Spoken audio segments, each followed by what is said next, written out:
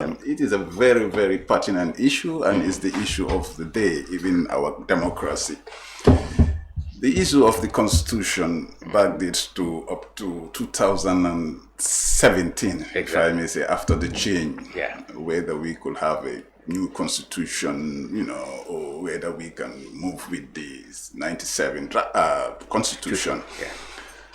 Well, from what we have seen today, I can really tell you that the hopes and aspirations of the Gambians is already dashed when it comes to the current constitution, because reality is that, like you just pointed out just now, for me particularly, I see that it's a total undermining of the CRC. It's the reality. The body that drew up the body that drew that. They were mandated to make sure that they bring something after doing consultations with all the Gambians from home and abroad, to bring us something that we can say that this can be presented to the Gambians, and it can be a future document when it comes to our constitutional governance. But what we've seen now, definitely, for me, it exposed incompetence. On the part of? Huh? On the part of? On the part of government and the ministry. Particularly the ministry.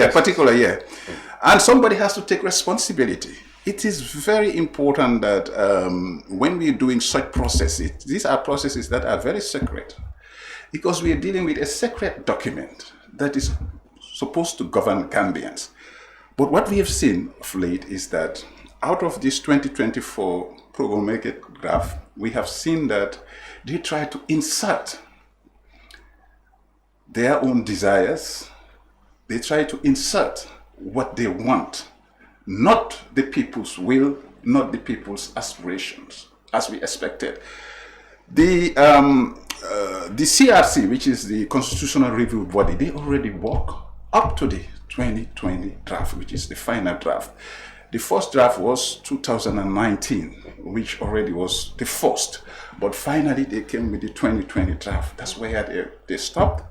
But of late, we've seen this amended draft, which I believe that there is a sinister motive in it, in the sense that the way they do it, it was not transparent to the Gambians.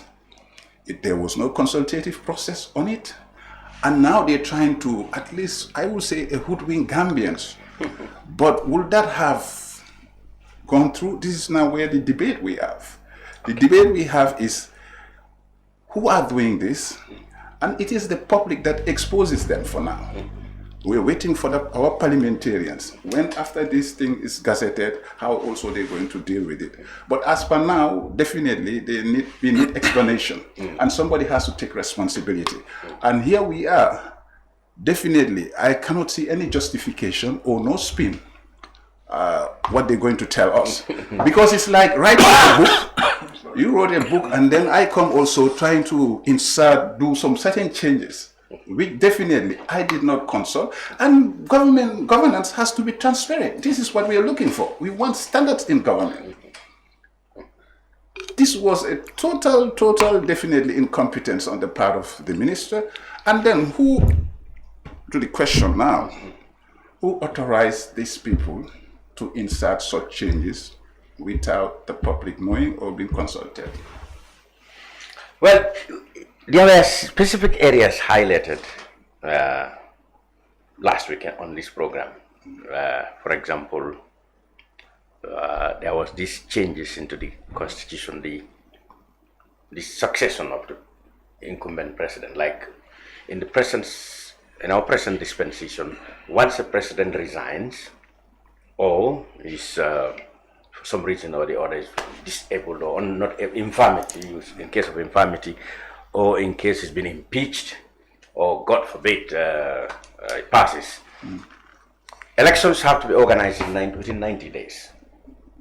But the changes that's been envisaged in the new one says that whoever succeeds the president will have the right to continue until his term ends. Even if the president's term was only 1 month or so, people will not have the chance to hold elections again, and they have to continue with that president until 4 or 5 years. Just to continue that mandate, just as it is maybe in the United Kingdom, when the party has a mandate, the mandate goes up to the last, and or except of course, if Prime Minister calls a snap election, etc. People think that that is a fundamental change, as well as, of course, the accountability problem, because the Anti-Corruption Commission, for example, all the obligations that public officials have to that commission have been taken away by these changes. For example, the ministers, they can declare their assets there when they are assuming office, but not after. But then they want parliamentarians and judges to do the same. These are some of the fundamental changes that people have. And of course, the deletion, the total removal of the one dealing with integrity of public service. Of course, I had counter arguments that already in the GO, that's the General Orders and other acts, public service acts, there exist how public officials should be people of integrity and how they should conduct themselves. But the removal of that chapter actually also raised a lot of eyebrows, plus the limitations to civil liberties, such as people can be now held up to 72 hours, when every Gambian wanted that to be reduced so that the people who are suspected of committing a crime would have greater opportunity in terms of freedom. Those have been taken away. There were issues also, such as the education, even education. They said the draft of 2020 says free education up to secondary level. Now that is no longer there. So he raised the issue that, what is the meaning of all this? Of all the items I've listed, which areas do you think you particularly are more angry with, so to speak? Well, the first one definitely is concerning, and reality is that that was what we have in the 97 Constitution, and it's a view of the general, if you look at it, public, that once the vacancy of the presidency, if it happens through those three causes that you said, let the successor hold for 3 months, probably the vice president for 3 months, and then we can go into elections. And that's a fair deal in the sense that in Gambia, on the ballot, we don't have like America where you have, let's say, 2 people in the ballot. But here we have electing we a could candidate. have 10. Yes, we only have a candidate that was elected. So definitely that one is a concern. But the other concern you raised, which was also the civil liberty issue, which is the freedom of I think assembly, where they started trying to insert again. If you look at it in the 2020 draft, it was just written. Listen, that's a very, very sacred right that, look, we are assembled at the congregations, whether the church, the mosque, or anywhere. Yeah. That's an assemble. That's a right for every person. In life. Yes, in life. But now, how can you come? If you want to say that any assembly, like trying to write, I think insert, like, you want to put conditions of security and all those things. That's what I've seen. I've read it. I mean, they try to do that in the 2024 amendment. That's what I've said, that it is a sinister purpose. Really, what was your motive? Because at the end of the day, the 2020 draft says that this right is respected and it stops like that. And we expect every right to be like that. But what they did was that they went in, they tried to insert conditions, which brought to many people's knowledge that they're trying to bring the Public Order Act into the Constitution. The Public Order Act is like a subsidiary legislation. Because what happened is that our freedom, in the section 25 of the 97, it's specifically stated that we have freedom of expression, freedom of assembly, those are the basic fundamental freedom. Because even if we go to the market, the mosque, marriages, christening, we are always congregating. So you cannot come, but let's say, for instance, if you want to go on a protest or any other thing, then maybe you can go on the condition of the subsidiary registration. But what they did was they tried to insert some of these things. Then somehow they make omissions. Again, the local government, maybe you missed that, but when they say that we are expecting an autonomy within our local government so that they can do their work. Yeah. But what they did was that they tried to even stifle them again.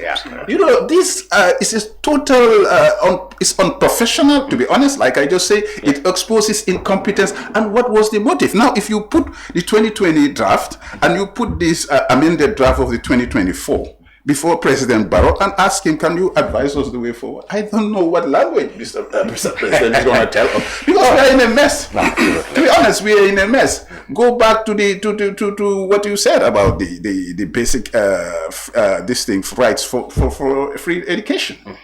They also try to change everything, but at least go back and consult. At least go back and explain. So I don't know what explanation or justification is all about. This all what we've seen, the public, what they've sensed now is a motive, a sinister one, and then it undermines go back to the CRC. We were mandating them for them to come with a document. Now, after those people doing their work, you went underneath again, trying to write something, and which you didn't do it transparently. That's where the fairness of governance is about. And this is bad governance. And as I say, somebody has to pay the price for this. And who authorizes all these people to start doing all these things? Well, it's a question for Gambians to ask.